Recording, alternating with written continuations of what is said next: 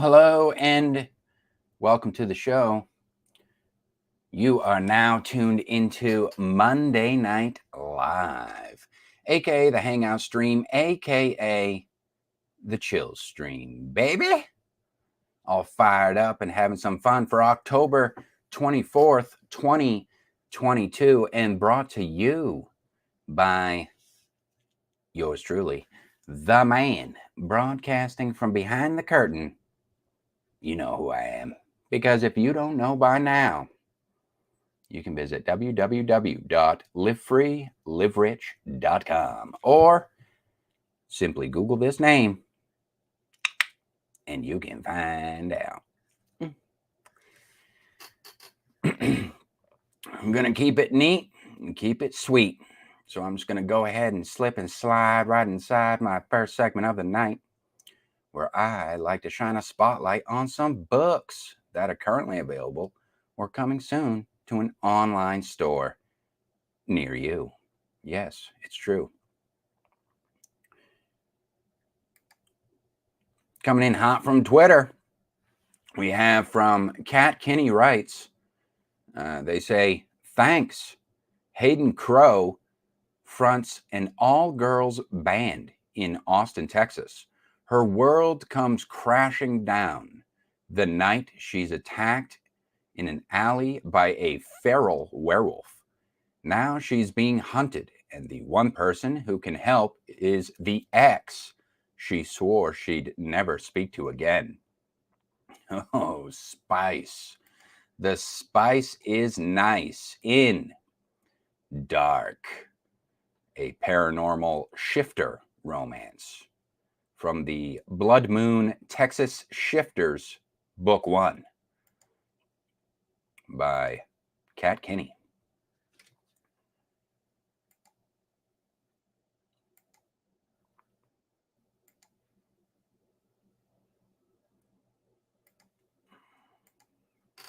Let's see what this one's all about.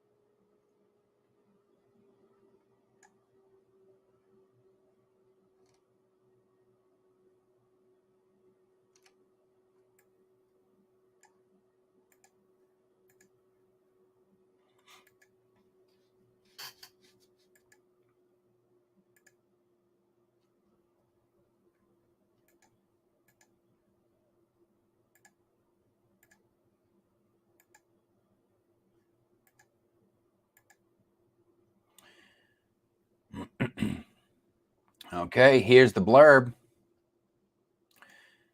Hayden Crow fronts an all-girls band down in Austin, Texas, between tending bar so her sister can stay in school and dealing with the fallout after their addict father skipped town. She hasn't exactly had time to join the social media freakout over the recent outing of vampires and werewolves. Her world comes crashing down the night she's attacked in an alley after a gig and bitten by a feral werewolf. Unable to return home for fear of hurting her sister, and with a message scrawled across her arm warning hospitals not safe, Hayden is left with just one option: him. Ethan Caldwell doesn't do relationships. Adopted son of the Pack Alpha, he lives a solitary life as a barista and artist. Things 3 years ago with Hayden Crow went too far. By Pack law, she couldn't be told what he was. Ending it was for her own protection. But when Hayden shows up on his doorstep, newly changed and in danger, Ethan defies his father's orders to stay away.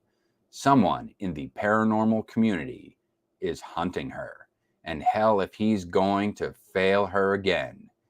Dark is part of the Blood Moon Texas Shifters series, sizzling hot romance with an ongoing urban fantasy story arc and a guaranteed HEA in each book.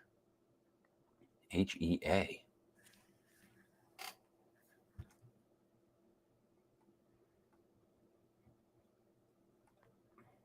Guaranteed HEA.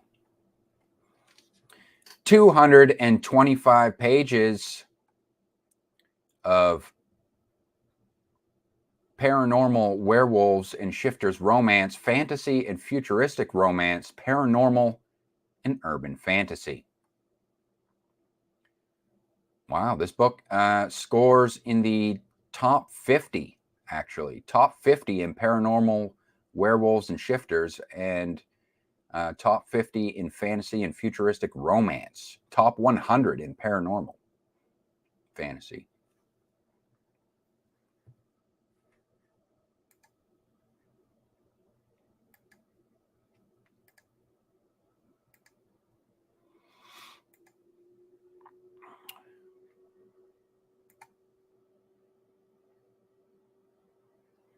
So all these books that you're seeing here during this segment are all books that are suggested to me directly by the publishers themselves, whether they are whether it's a self-published author, a small press company, or an indie label.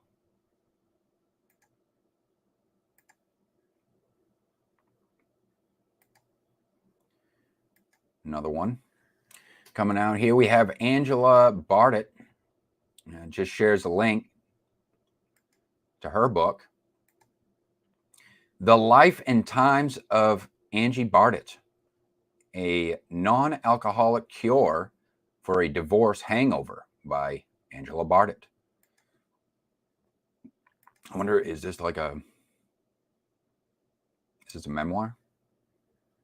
Sounds like it's has memoir potential here. Let's check it out.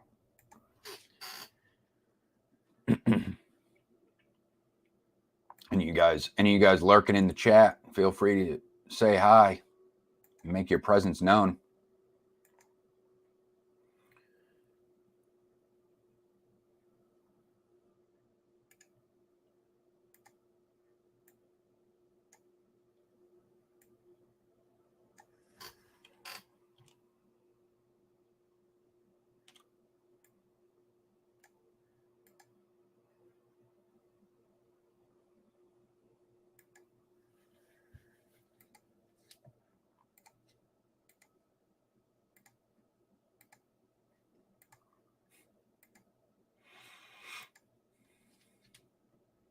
Yeah, it is a memoir. It says right on the cover. That's helpful.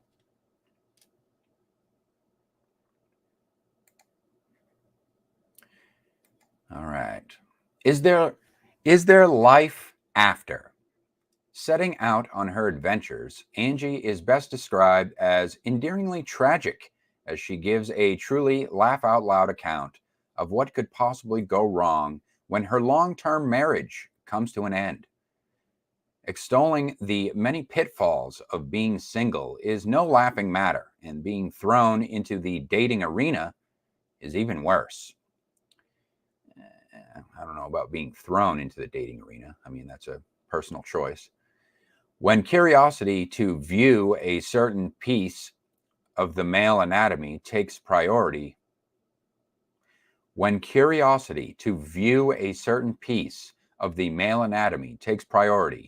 bedlam unfolds. Angie's journey will leave you in fits of laughter while raising your eyebrows in absolute disdain, taking you from hell no to hell yes. This two-part true story taps into a range of emotions as you travel along with Angie on her voyage of self-discovery. A captivating expose of courage and raw honesty in finding a new beginning when life takes a nosedive.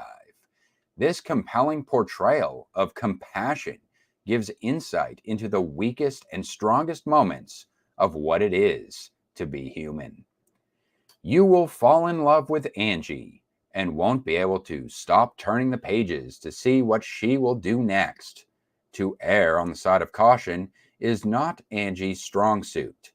Heart-wrenching, yet hilariously funny in the unique style of telling her tale, it's never a surprise when she ends up, on several occasions, with her tail between her legs. Does she ever learn? This book is one of a kind. A better still, so is Angie Bardot.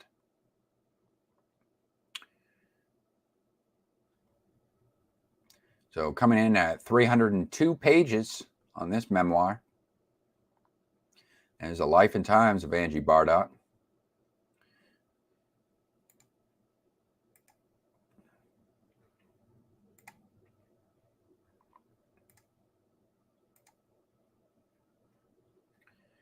If you guys have a book currently on the market or come out soon, feel free to get in contact with me through any of my social media or on the Discord. Our Discord, I'll be sharing that in a little bit, but links always in the description down below. And share a link with me, and I'll add you to the queue.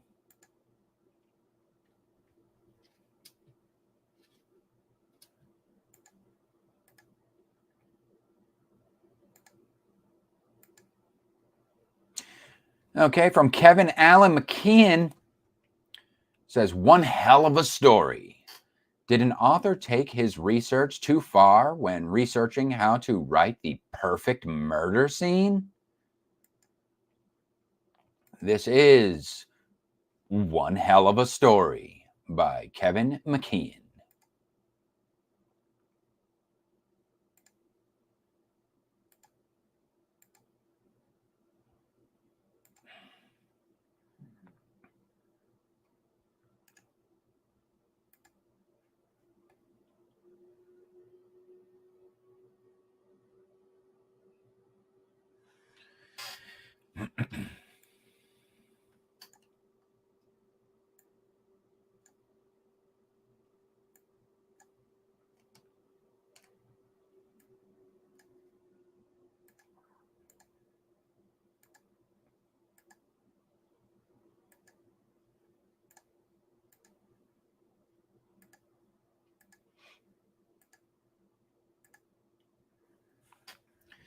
All right, here's the blurb.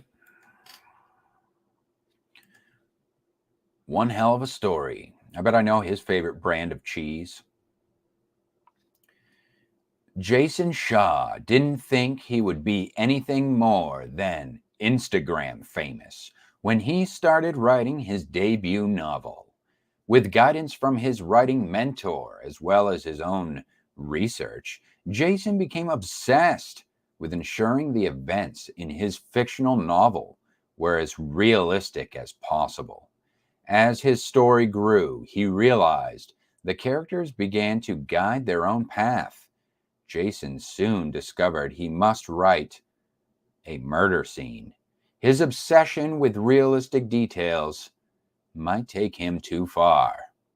After his book was published, he became a household name. Charlie discovered the details of his sister's unsolved murder were written in the book. Details only the killer would know. Did Jason kill Charlie's sister just to write a story? Uh-oh. 295 pages.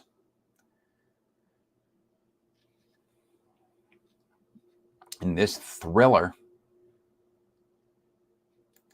one hell of a story.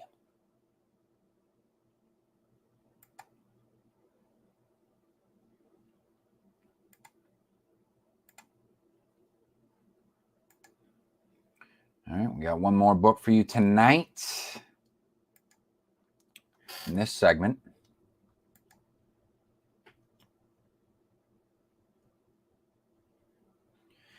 Never know what I'm going to get.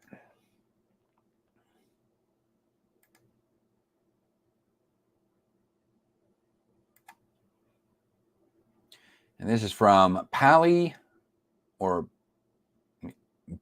E.K. Oswald. Says, a man who's putting on his armor for war shouldn't boast like a man who's taking it off. Legend says it is the African Game of Thrones. Legends. A vengeful shaman, a desperate shapeshifter, and an exile boy clash in this epic adventure. All right. Let's see what we have here in Half a Lion, a novel by Pally E.K. Oswald.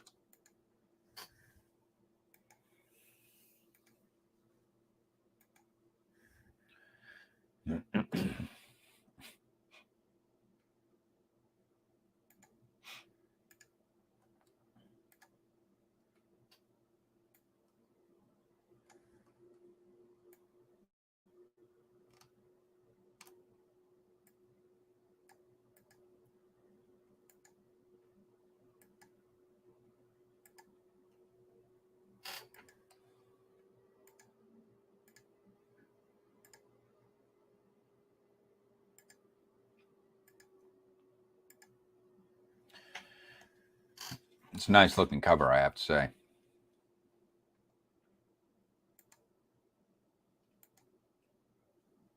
It's very eye-catching.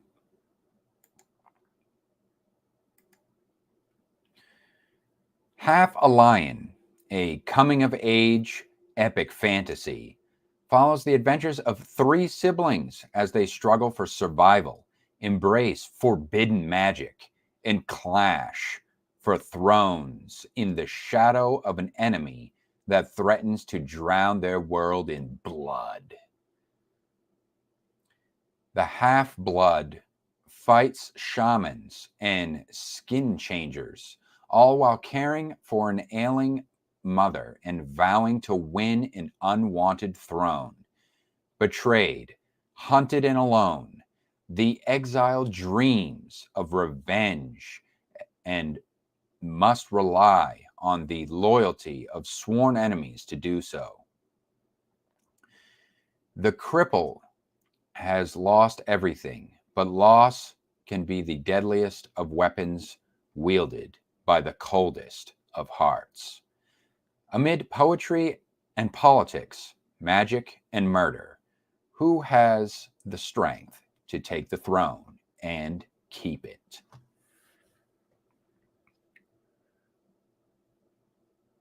This is quite a compelling blurb. 364 pages qualifies this as a fantasy under 400. Black and African American fantasy fiction, historical African fiction, ancient historical fiction.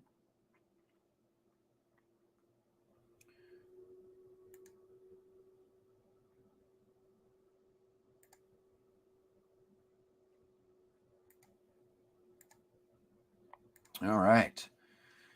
That was a great little start to the stream there, I have to say. Not bad, you guys. So those are the books for this week. And stay tuned for, well, after the show, I should say, you could come back to the channel after the show. I will be posting in my community tab. Don't forget, you can vote for which one of those books you thought had the most text appeal. In other words, which one out of those 4 books would you be most likely to pick up? Yes. And if you're interested in discovering more from the independent market, you can head on over to my playlists and open up some mystery packs. Mystery packs. Each mystery pack includes one cover card, which reveals a book that I've read from the independent market and provides one editorial link, or a link to an editorial I wrote specifically on that piece of work. Now, with the books covered. Let's go ahead. Of course, you guys, at any point in time, if you didn't catch the show live and you're watching this on the replay, go ahead.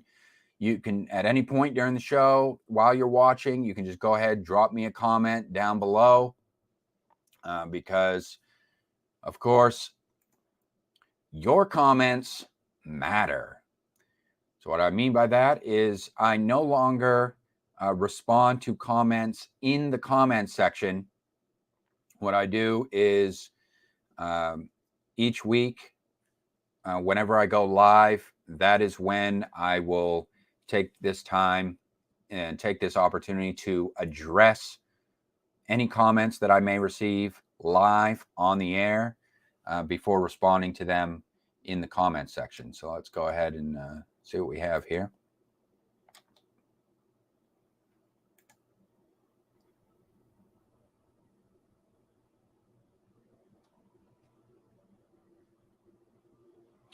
I just think that that works for my channel. The channel's not too big where I'm unable to keep up with the amount of comments that I may receive. So it makes it a little bit more interactive. And also for those, you know, I think that for those of you who, you know, may be compelled to leave a maybe a longer, more thoughtful type of comment, it gives me the ability to take the time to give that kind of comment the attention that it deserves, you know, opposed to whereas maybe bigger channels, maybe you'll be lucky if you get a like on your comment regardless of how long it is.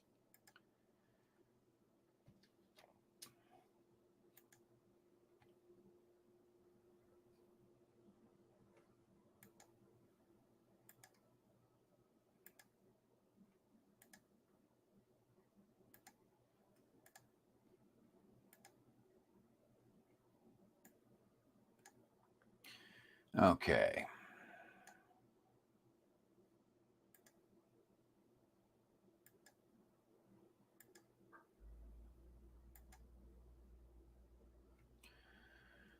Of course, we have Rainer's comment here. This was from, let me see what we got here.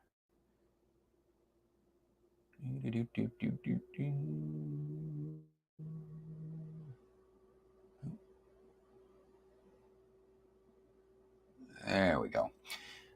This is from last week's stream. It just says, thank you for the read. Keep up the good work. I appreciate that, Rainer.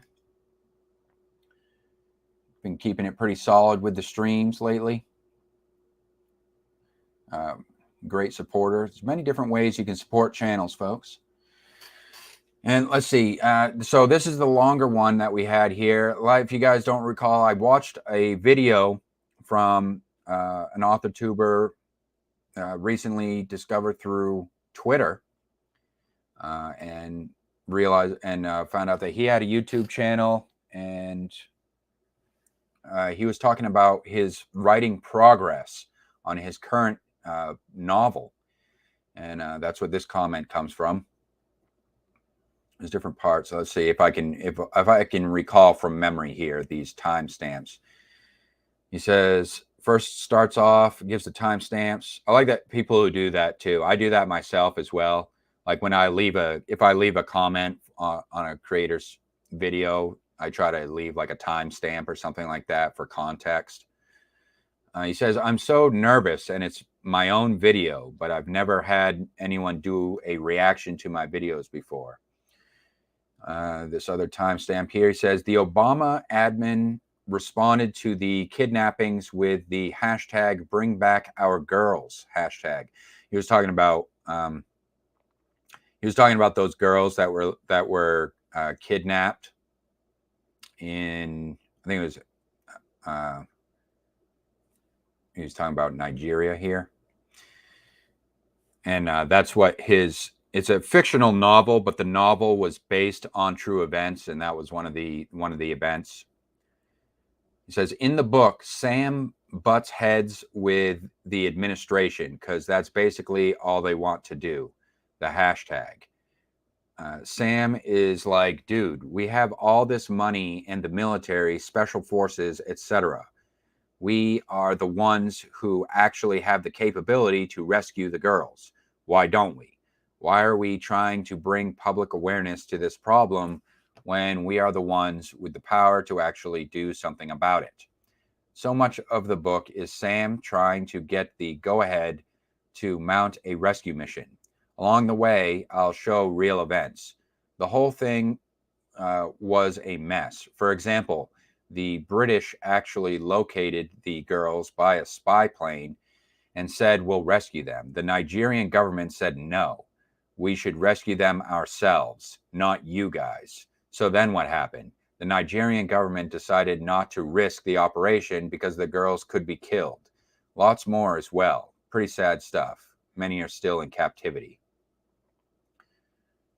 That is a sad story. This timestamps here says, that makes sense. You got to do whatever works for you. What works for one writer may be completely wrong for another. So you've got to do whatever works for you. What was that one in regard to?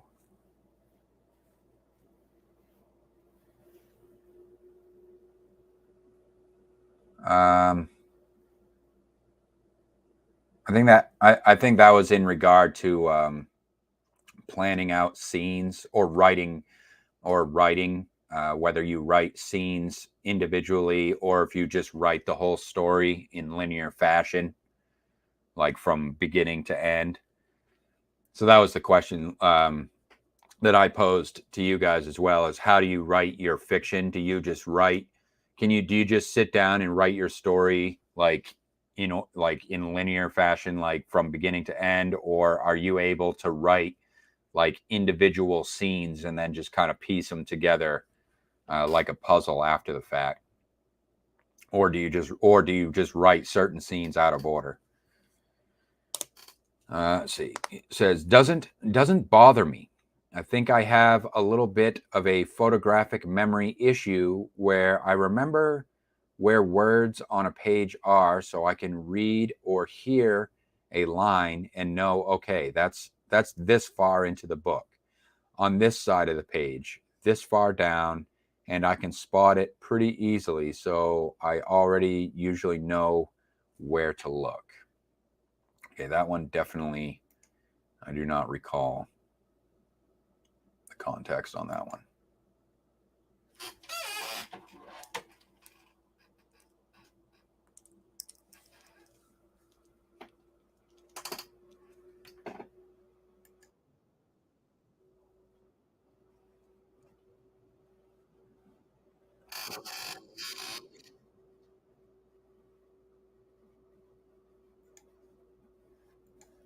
Oh yeah, okay.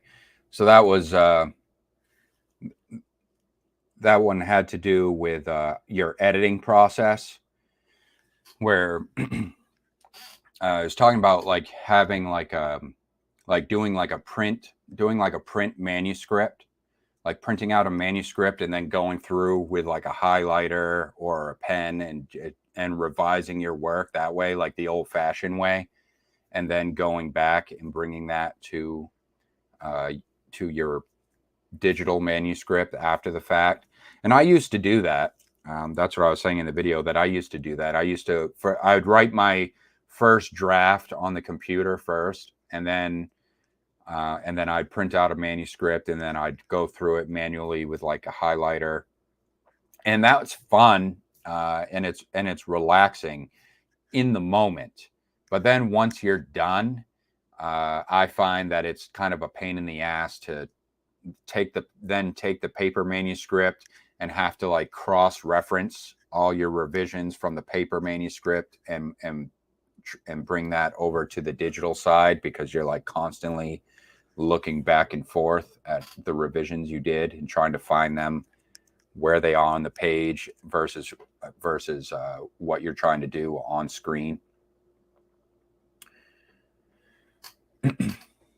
Let's see. Definitely for my he goes on to write, definitely for my first few unpublished books, I actually printed out the pages, so I'd have to try to keep these 500 loose sheets of paper together. Doing it with a proof copy of the book on one, it's a lot cheaper and easier to handle, but as you say, it's fun and I can take it anywhere, sitting on a plane, scribbling edits into the book, at a coffee shop, edit. And I love seeing all the red ink on the page, because I think how each one of these edits makes the books that much better. So I love editing. It's my favorite part of the writing process. Me as well. I'm like a revisionist. So like I definitely I like making revisions. I like the revision process, which I'm like, say I joke and I say I'm like in perpetual. I'm in a perpetual state of making revisions.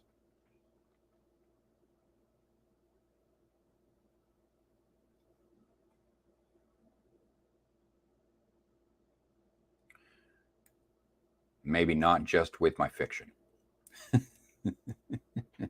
Such is life. He goes on to say, I do both. Typically, I'll write in a linear way, but for another whip, Blade of Perdition, which AI may talk about on my channel soon, you may like it. It features angels and demons in the apocalypse. I'll have to keep an eye out for that one. That one I am writing whatever scene I'm inspired to write and will patch them together as I go. Well, good luck on that one. It goes on. He concludes, thanks for including me in your video. Writing a novel is also quite different than writing short stories or flash. And I'd readily admit that I think writing short stories or flash is more difficult. For that, it's imperative that you be economical with words and have a really tight story. With a novel, you can play around with it more, have ups and downs, pauses to give the readers a break. I call them breather chapters. Just a chapter where you can remove the stakes a bit, have a moment of leisure. For me, it is much more difficult an idea to try to cram a meaningful story into 200 to 20,000 words. I also, of course, understand only using as many words to tell a story as are necessary, not having more than just for the sake of reaching a number. Well, that's good. But on the flip side, since it is a novel, knowing about how many words I'm into, it helps me know if I can add content, add storylines, add characters, or if I need to hurry with the plot. It also is important because I'd like these books in particular to be about the same length as each other. Of course, I don't want to fill them with pork or purple prose. Instead, I want to fill them with content that readers will hopefully enjoy.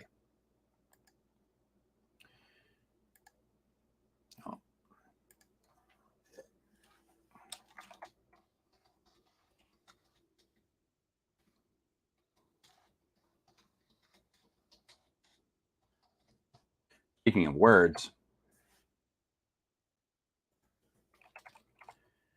of words, it looks like you just dropped like good 300 on that comment. So thank you very much for that. It's not very often I get a very long and thoughtful comment like that.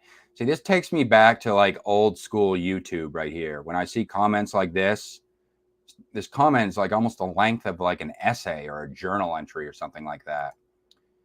I used to leave, see, I was someone like that. Like I would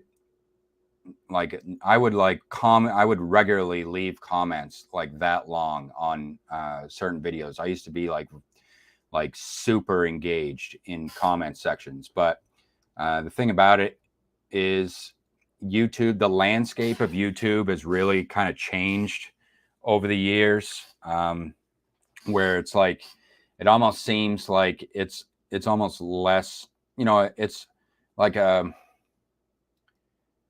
it's almost like a byproduct of its own design at this point, where it's like most of the videos have become a little bit more commercialized and impersonal, I think, where it's like a lot of these content creators on YouTube are just kind of like, they just get caught up like running through the motions, and they just say things. I think that they just say things in their videos just to say them, like it's just like, it just becomes a habit, and it's not, doesn't like have so much like meaning behind it anymore. I don't know. I sound kind of angsty right now, where it's like, basically what I mean is it's not so, it feels very impersonal.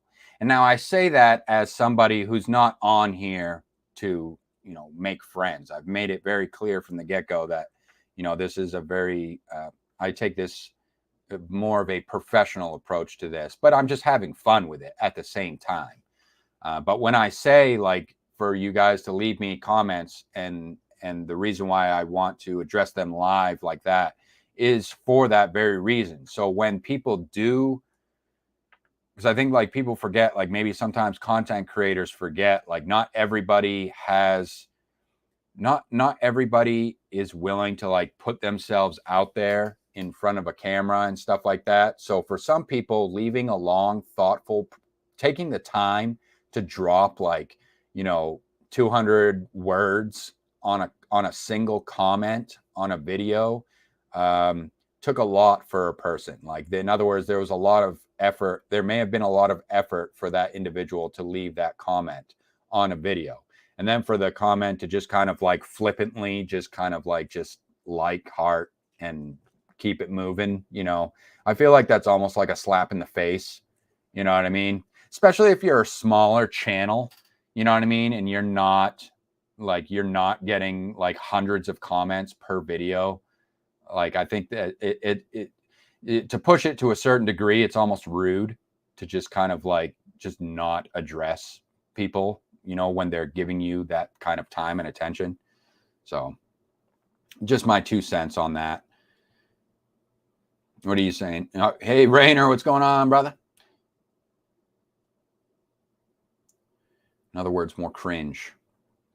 You have to give me some context on that. I don't remember what I was. I don't know what that is in regard to. So how you doing tonight, anyways? By the way. So let's see what's going on now. Let's move into the news.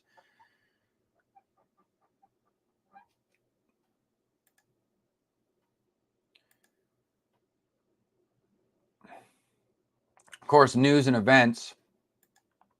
This is like, if you guys have any news and events that you want to share with me, by all means. This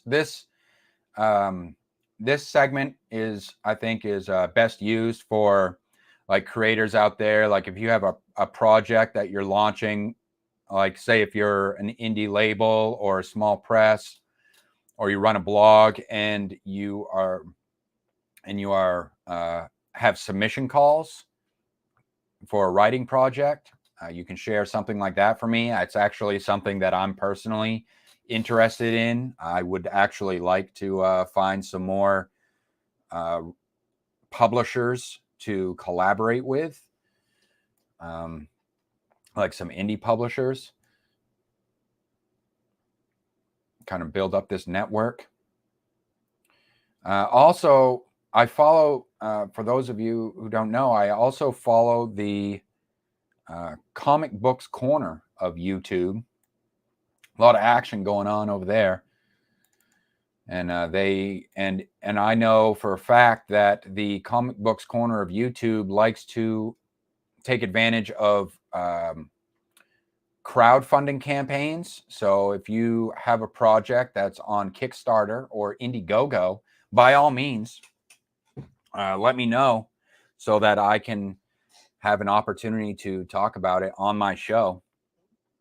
It's just one of those things where it's like I like to have people's permission before I go ahead and talk about any of the projects that they may have going on.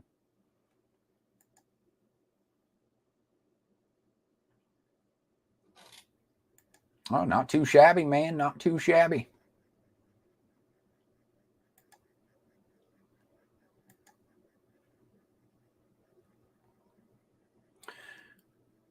You always seem to be busy. When are you not busy, Rainer?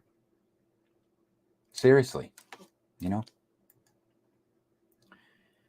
Let's see. I had, of course, you can check me out in the latest Doorway to Nightmare. I don't know, those of you who may not know, I am trying to expand my creative horizons, if you will, and dip my toe in the realm of voice acting. Yes. And Doorway to Nightmare is a full production audio drama. It's in the mystery thriller genre, maybe a little bit of horror sprinkled in there. In this episode, one man's treasure finds a young lady who is in dire straits with some seedy loan sharks, and she has to figure out a way. She has to come up with a plot or a plan, or find a way, if you will, to make good on her loans, because her life depends on it. Doorway to Nightmare is written and directed by Winslow Swan.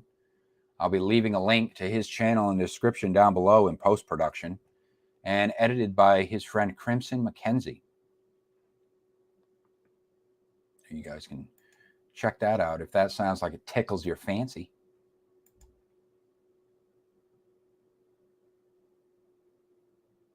Your mornings aren't busy? What do you do in the mornings then? Do you enjoy a nice hearty breakfast, a balanced breakfast? I'll tell you right now, I do bacon and eggs on a daily. This is what I do for breakfast on a daily. I do bacon, eggs, toast, and I'll either do a side of home fries or corned beef hash. And that's my daily breakfast. Once in a while, I switch it up, and I'll do biscuits and gravy. Like I'll do a sausage. I'll do like crumbled sausage, breakfast sausage with a country gravy over biscuits, or French toast. I also like waffles, but usually I'll do French toast. Bacon. Yeah. Bringing home the bacon, baby.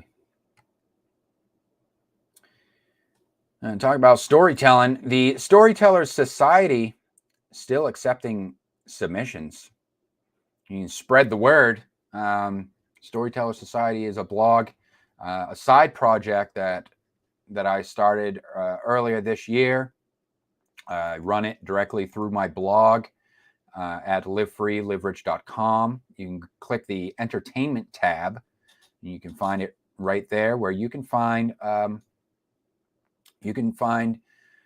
discover some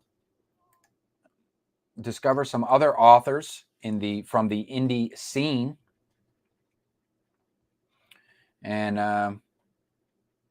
also get in on the action, if you will. And if your story, basically what this is, like my New Year's resolution this year was to kind of like branch out and try to reach out and collaborate with more people within the indie scene. And this was just another idea that I had to kind of make that possible. And basically kind of like one of those things where it's like, instead of like trying to inject myself or insert myself in what other people have going on, because I wasn't really finding a lot of opportunities that were interesting to me in particular that were available out there. Still got my eyes peeled for anything that may come up. And I have worked with some people so far. So there have been some, there are some creators out there that are offering some unique opportunities for writers to get involved that don't require a lot of experience or this or that. And this is one of those opportunities where I wanted to create something fun, a little side project that I'm doing here. This is just the first phase of that. See how much attention I can kind of generate for this particular project, and then see where I want to take it from there. So yeah, if you're an aspiring writer, I would say that this is an opportunity definitely for aspiring writers who may not have anything published on the market yet. But even if you do have something published, you can take advantage of this too, because you can share an external link like to your website, your link tree, or directly to your book. Like if you have a book published on Amazon or something like that, you can share a link with me and I'll put it in your bio.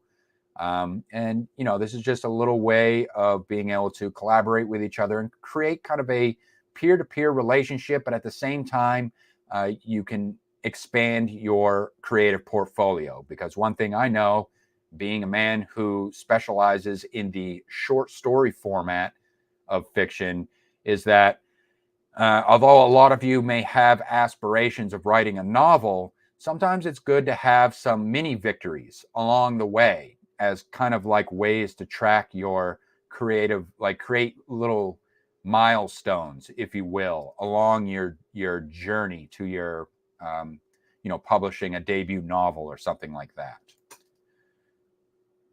And so I should add some of the details. Basically, just looking for flash fiction that is between 500 to 2,000 words. And also, it can be any genre, including it could be literary fiction as well. It doesn't have to be genre fiction, but basically any genre is acceptable. And if approved, then it's free for public viewing. So this is at no cost to you as the creator and no cost to the consumer. So you will be getting a link to the published work after the fact that you can then share around. And I also handle all the marketing after the fact. So if you just want to share something with me, and then I can publish it, and then I continue to market this project indefinitely into the future as that goes. So it's kind of a win-win situation. You help me kind of build up this blog, and then at the same time, I can kind of raise awareness for your name or your brand in that way. And it's also to note that it is a non-exclusive deal. So this could be a piece of work that you have published in a previous work or something like that, so long as you have the right to give me permission to republish it. And is that, holy crap, already closing in on an hour. Still have reading time and a video to get to. That's all right. I'll go up to 2 hours. Steak? Jesus, look at you. Oh, yeah. Yeah, I can hear that.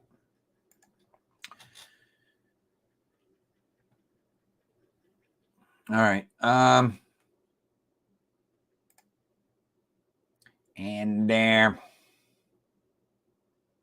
Let's go ahead and move into reading time.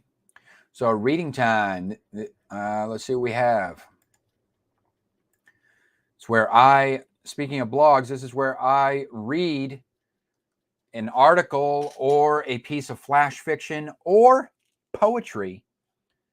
It could also be an essay of sorts or an editorial piece from your blogs or a platform of your choosing. So if you have for instance, Substack, or if you have, if you want to share your Wattpad stories, with me. I could read the first chapter or the first episode of a series during this segment. So let's see what we have.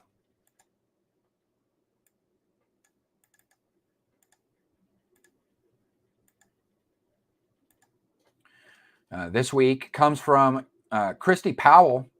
It says, have you tried Kindle Vella, Amazon's serial reading platform? The first 3 episodes of each story are free. More now. I don't know if this is an older social media post, but I don't know if she's realized now. But Kindle Vella, there's a little bit of controversy surrounding the Kindle Vella. They pulled the old bait and switch maneuver, where yes, the first 3 episodes of your serialized fiction are indeed free to read. You understand that going into the deal as the writer. But recently, it's been brought to my attention that Kindle Vella has been under some controversy because now they've taken the liberty of just go ahead and I think it's for this month only, or there was a certain time period. I believe it was this month where they were running a quote unquote special deal where Kindle Vella users could read any amount of episodes. I think up to like 200 episodes in a week's time or something like that. I don't know, some special deal like that where they could just read an absurd amount of episodes for free. They just went ahead and took the liberty of taking these writers' hard work and just being like, here you go, guys, read it all for free. Even though, like you should all like in the contract, I'm sure in the terms of service, like it's in there somewhere that they could do that. And I had this inkling in the back of my mind with the whole Kindle Vella thing. Like, I think it was like last year or something like that whenever it was that they launched it, because I've been with KDP for a while now. And I remember when the Kindle Vella thing like first launched in its like little beta mode or whatever. And I was like, I looked into it, and at first it sounded good, like as far as a platform for serialized fiction. And I'm not digging on the platform itself. It does look like it's decent. It could use some work. The covers, I think that the quote unquote covers that they have on there is kind of like, it looks dumb. Like they basically just make it like a social media picture, like this little circular picture. And that doesn't really strike me as like a book cover or a cover. Like why wouldn't they just have it like rectangular, like literally every other form of media has for the cover card? But I digress. But no, it has more to do with like this aspect of it, where it's like they control your work. So if people are going on there and they're trying to, make a little bit of like this is work that you'd be doing for your own brand, right? So you're using the Kindle Vella platform to market your own brand and market your own product. And you have serialized fiction on there, but Amazon controls it. It's separate from KDP. It's like, this is a completely different deal. So, and it just seems shady. They use tokens and stuff like that. It's a whole thing. I could go on and on about it right now, but this is not about Kindle Vella. This is about Christy Powell and checking out this collection with stories of all different genres, including the Spectra Crown Tales, which is a YA fantasy. So that's what we're going to be reading. Episode 1.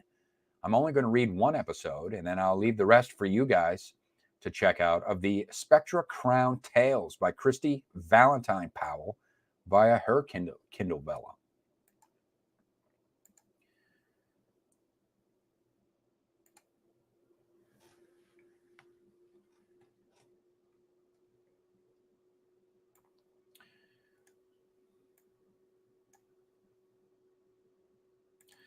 Yeah, you guys will have to excuse me a little bit on that one. I get a little bit, I tend to get a little bit passionate when it comes to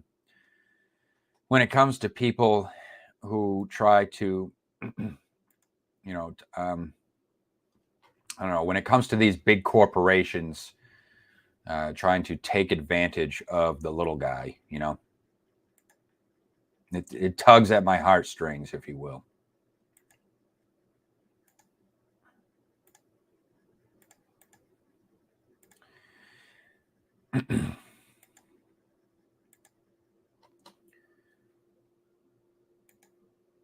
Okay, the Spectra Crown Tales. Here's the blurb. For 2 centuries, Spectra hid their elemental abilities from humans, but the world is changing.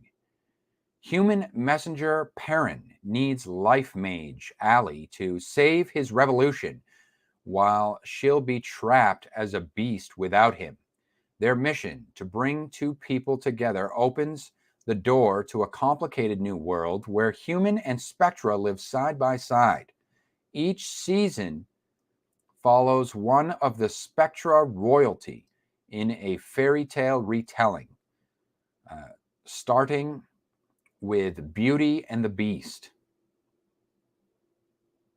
Season 1 is complete. Updates on Thursdays, says here. So fantasy, young adult. Let's go to episode 1 here.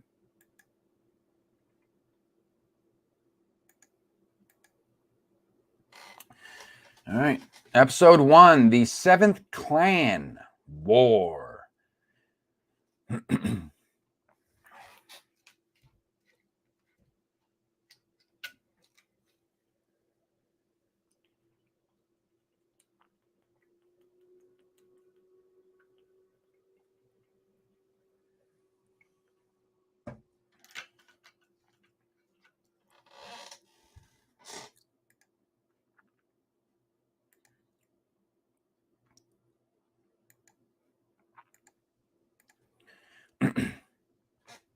Perrin picked up a loose bayonet from wreckage of a burnt-out farmhouse. The Vangtons had destroyed yet another family. He wiped the ash from the metal with shaking hands. One day, his people would drive the intruders across the sea. He only hoped he'd contribute to the cause. Perrin! The barking command made him jump.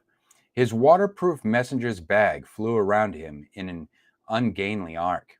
General Niles himself stood behind him, stern and stiff, and only someone who knew him well would see the compassion under the lines of his face. He held out a tightly folded message. Deliver these orders for Captain Prentice on guard duty at the beach. Perrin set down the bayonet, forced his hand to stop shaking as he accepted the paper. Yes, sir. He couldn't contribute to the cause yet. Hopefully that would change in a few months, when he was old enough to become a real soldier instead of a glorified errand boy. The inability to act left a taste in his mouth worse than the smoke-filled air. Stay safe, General Niles called after him. Perrin rolled his eyes and pretended he hadn't heard. The general never gave ordinary soldiers a command like that.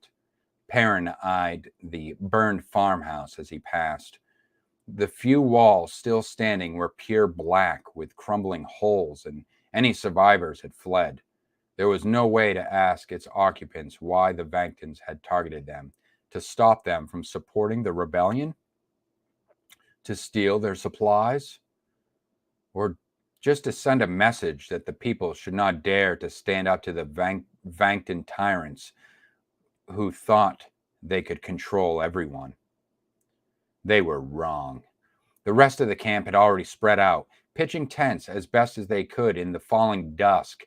Thick mist distorted the light of their campfires into fantastic shapes.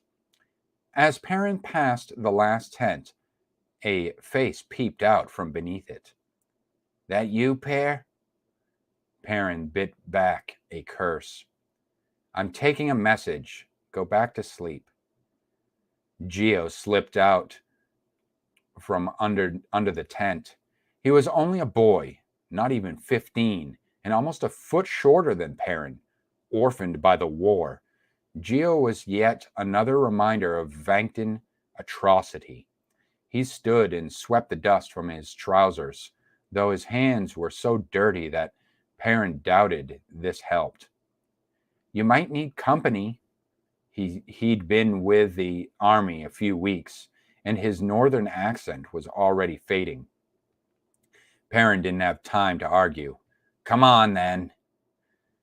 The hard-packed earth gave way to uneven sand that absorbed their footsteps.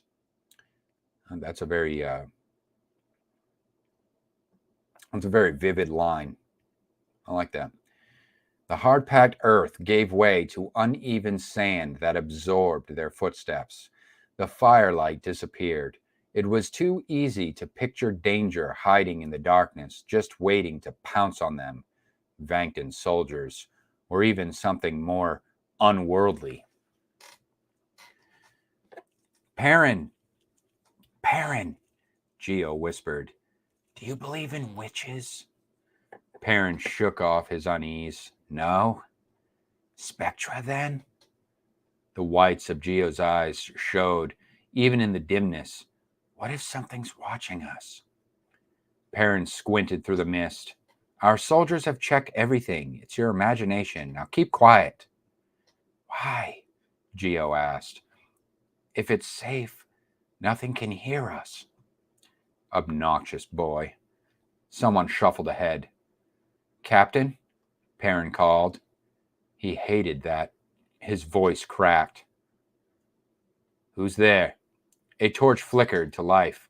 A grizzled face appeared, and Perrin let out his breath as he recognized Captain Prentice. I'm Perrin Adrius, sir. I have orders. Like Perrin, the captain wore a clean white sash across his chest, all the uniform they had. Unlike Perrin, he held a huge musket. Perrin fought back the urge to touch the gleaming barrel. Boys and their toys. Perrin handed over the folded message and stepped back while the captain read. Geo bounced impatiently on his feet. The men said that Vanktons have horns. Do you think that's true? Perrin rolled his eyes. Don't be stupid. Our ancestors were Vanktons. If they had horns, so would we. They look as human as we are. They're just more beastly inside.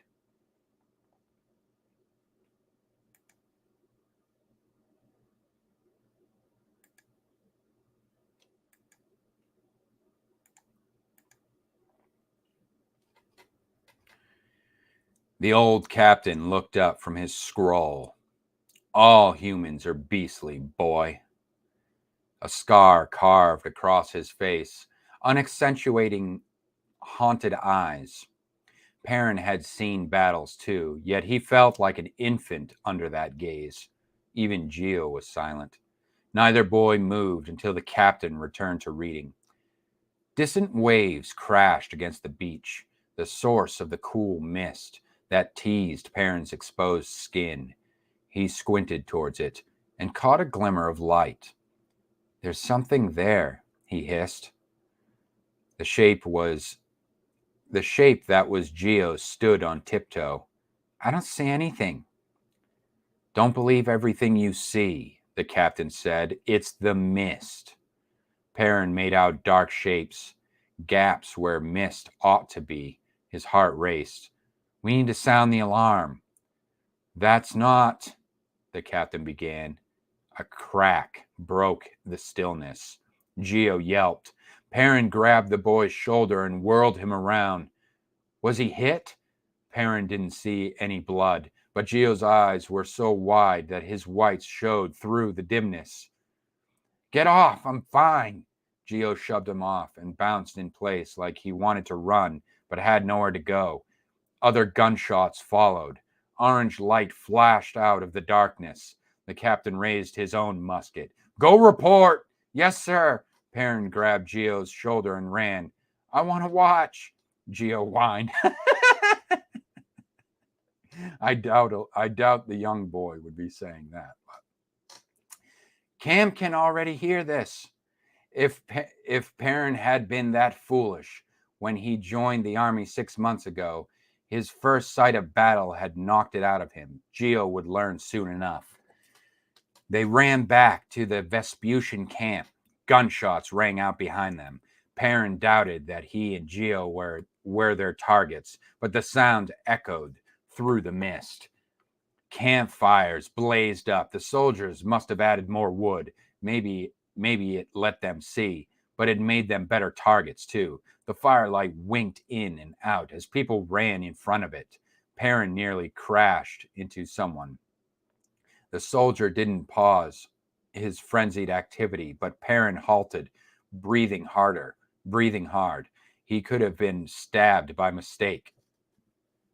I have to say the author definitely captures the atmosphere here. I like a lot of this imagery and the use of metaphor here. The firelight winked in and out as people ran in front of it. I can actually picture that in my head quite vividly. Perrin and Geo ran for the center tent. The flap opened before he reached it. General Niles stood in the opening. His eyes narrowed against the darkness and found Perrin. For a moment, his relief shone on his face, but he masked it quickly. "Boys," he ordered, "report." "Unknown number of Vankton soldiers firing on our guardsmen, coming from the beaches to the northeast." Perrin tried to remember other details, but his mind stuck on Geo's yelp and the captain's haunted stare. General Niles turned to the aides around him and began barking orders. Perrin knew better than to get in the way. He backed to the side of the tent. He tried to get a picture of the conflict from General Niles' orders, but he couldn't even follow all the rapid-fire words. "Stagnated Vanktons," Geo swore. The curse sounded ridiculous, coming from a kid. Perrin tried to ignore him. "Boys," General Niles called. "Yes, sir," Perrin and Geo said in unison. "We're evacuating camp. Get to the provisions tent and help pack up. If the fighting comes close, drop everything and run." "But, sir, I want to stay with you," Geo said. Perrin ignored the boy and stared at his leader. "I can help." "You're not a soldier." I can be in 3 months, and we need every man." "If you want to be a soldier, listen to orders," General Niles said. "You're too valuable to risk. Both of you, go." Perrin didn't dare argue further, but he wanted to. The general insisted they act like regular soldiers, and yet he singled Perrin out for extra protection, hypocrisy at its finest. He turned and ducked into the commotion. The gunshots were louder. The smell of gunpowder and sulfur was so thick, Perrin could taste it in the air. Men ran everywhere. Their men, he hoped. "How come you're valuable?" Geo demanded. His lower lip stuck out even as they ran.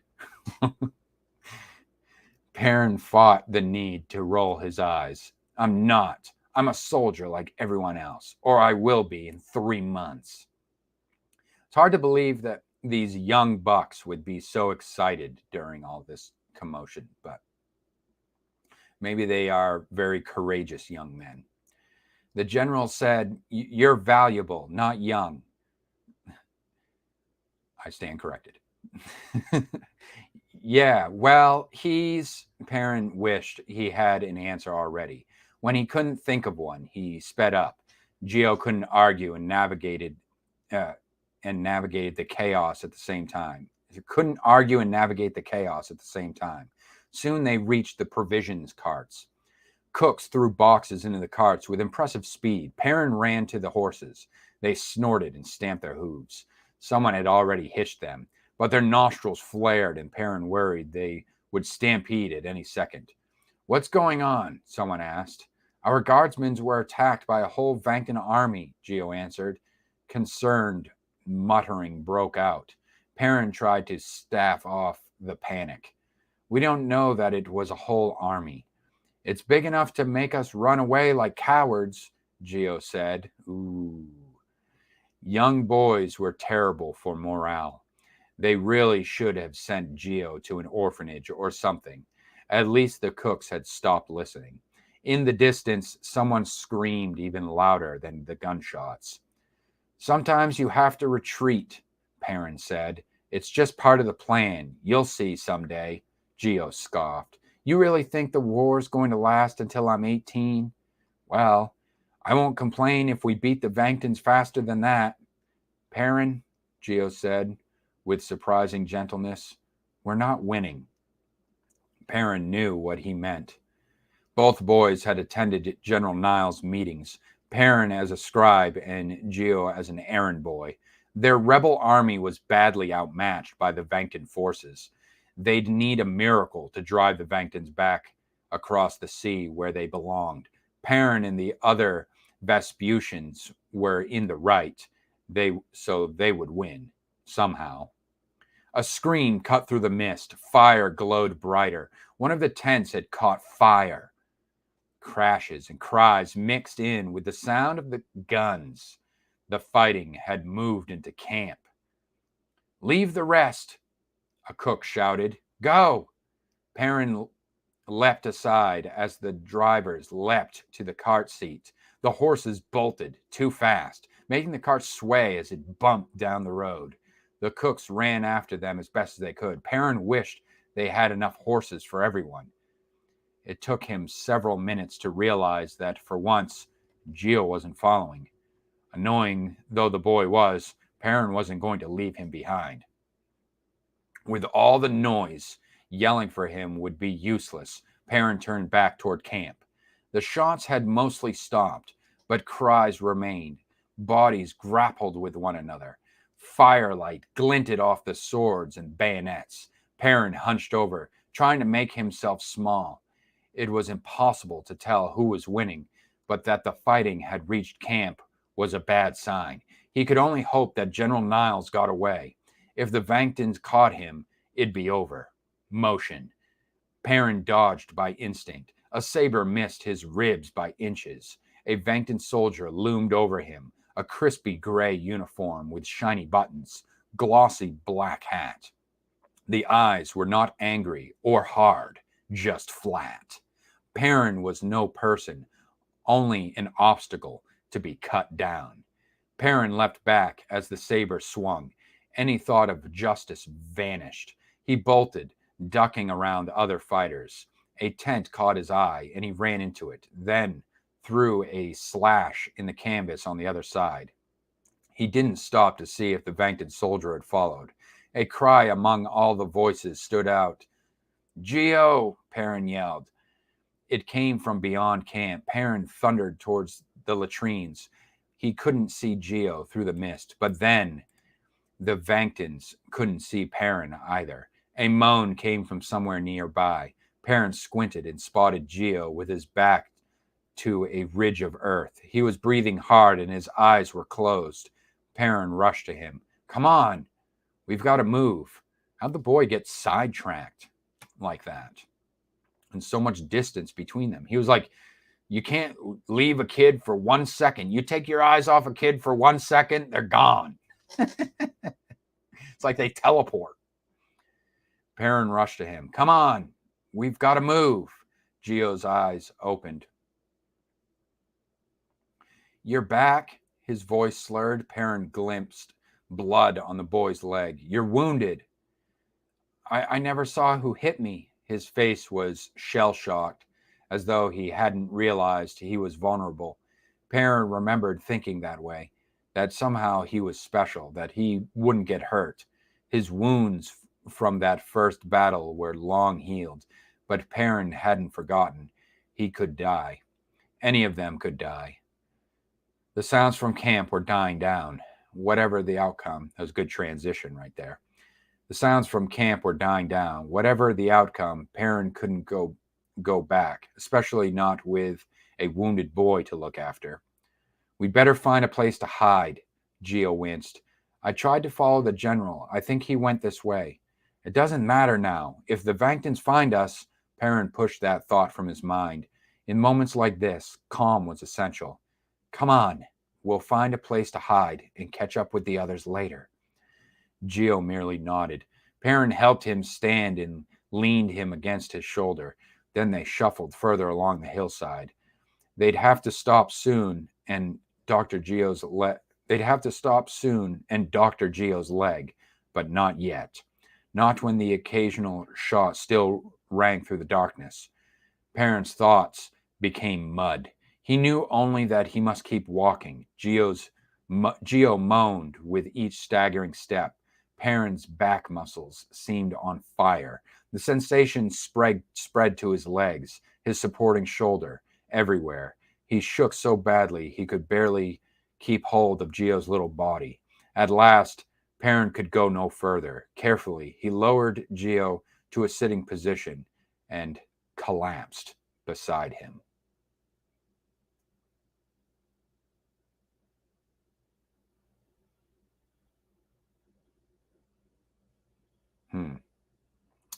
Welcome to the Spectra Crown Tales.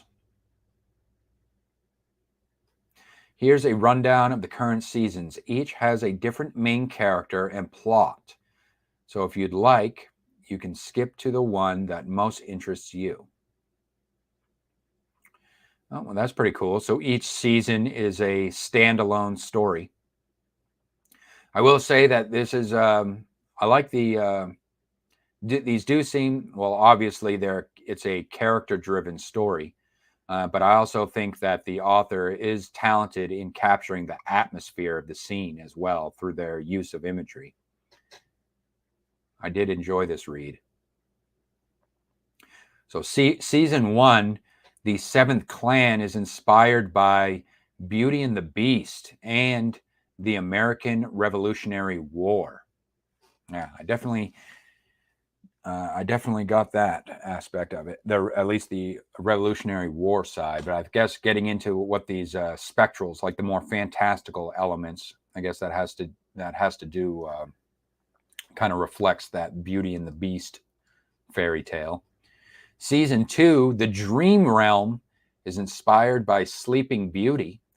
And then season 3, that's planned, is The Cousin Pact, is a mystery inspired by the 12 Dancing Princesses.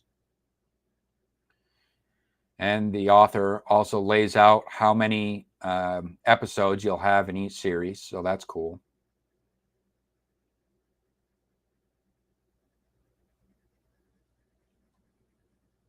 Yeah, so if you guys want to check this out, follow up on this series, I will be leaving a link down in the description, of course.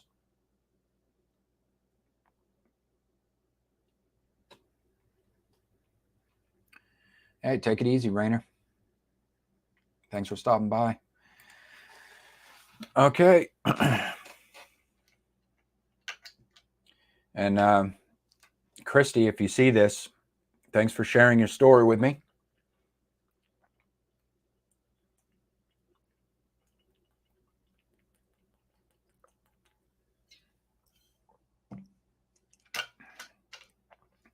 Now let's get into the final segment of tonight, where I feature a video from you guys. I have a featured video for tonight, and it's actually a book trailer. A book trailer by someone by the name of Holly Rhiannon, who has a YouTube channel, and I will be linking her YouTube channel in the description. And she very much is a part of the Authortube realm of YouTube. I've been subscribed to her channel for quite a while now. Basically, like I say, she leans mostly into the Authortube realm of YouTube. So she does a lot of writing advice type videos, but she's also very involved in NaNoWriMo. For those of you who writers out there or aspiring writers who are unfamiliar of the NaNoWriMo, that's like it's an annual writing challenge that takes place in the month of November, where you try to write 40,000 words or write a novel, or would be a longer novella, in the month of November, in 1 month. And there's like a whole organization behind it, and she knows, and she's like the one of the go-to people as far as if you want to know any additional information or anything like that. I believe she's like she's now kind of like an ambassador of sorts for the NaNoWriMo event.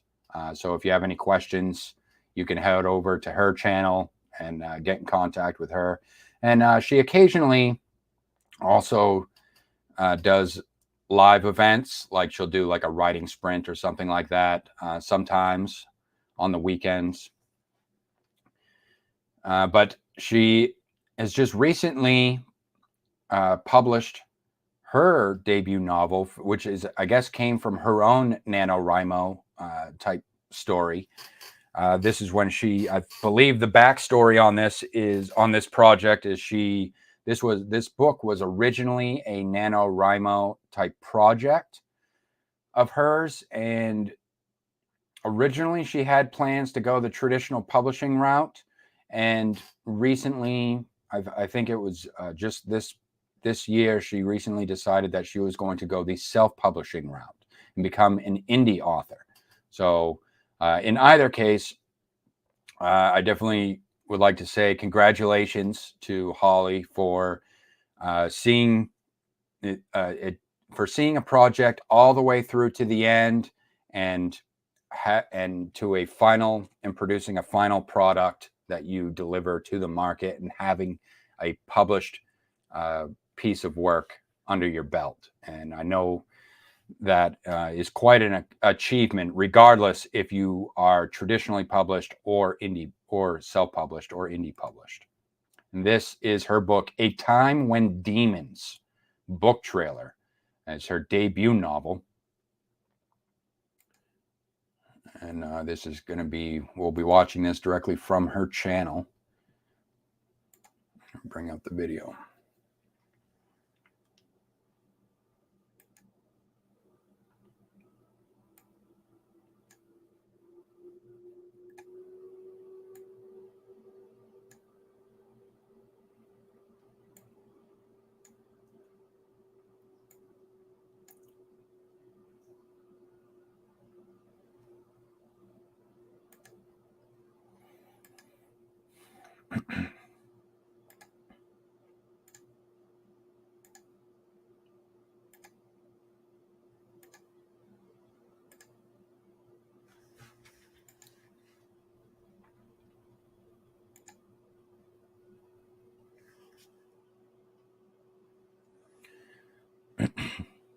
Okay.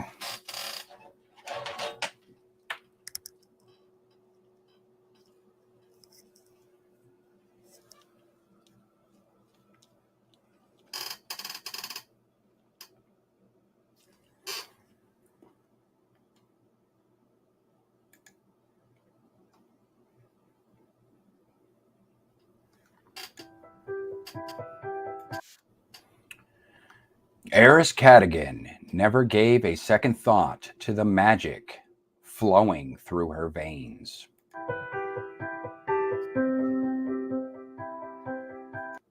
That is, until a prank gone wrong makes her sit up and pay attention.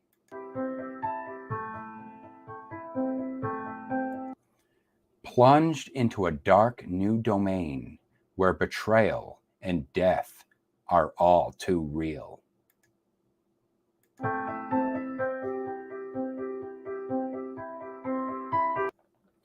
She must harness her abilities and set her world right once again.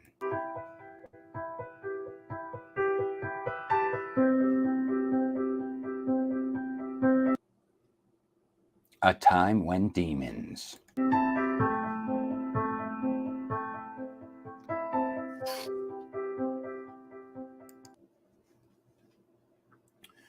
There you go. Short, sweet, and to the point.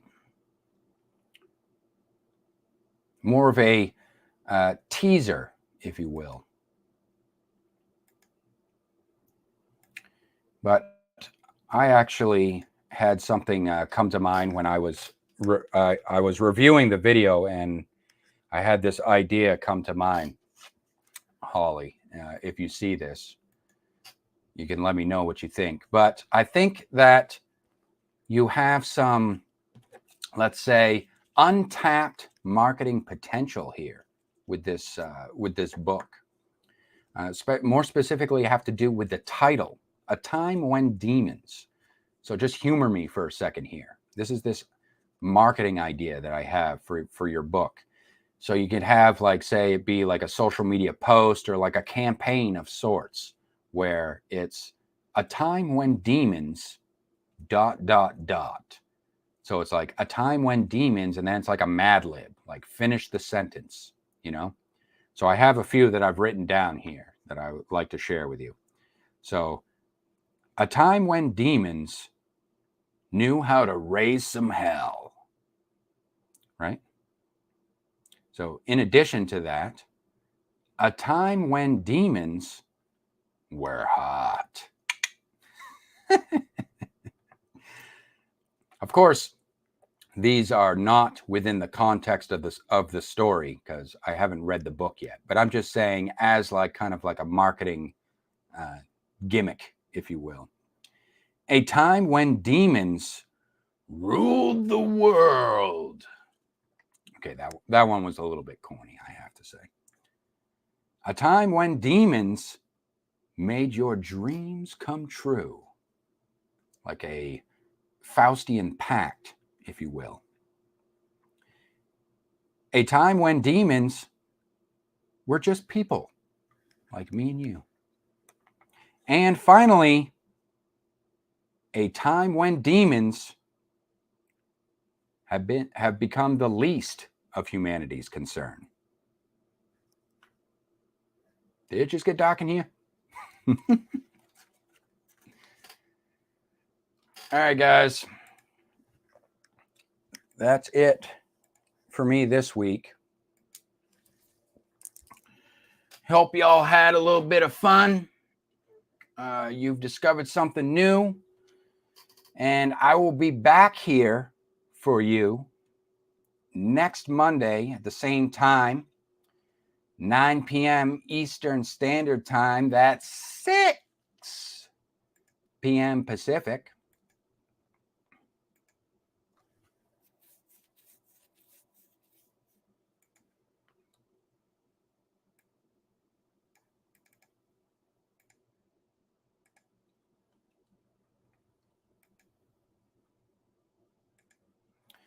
And I hope you guys have a good week. Ciao.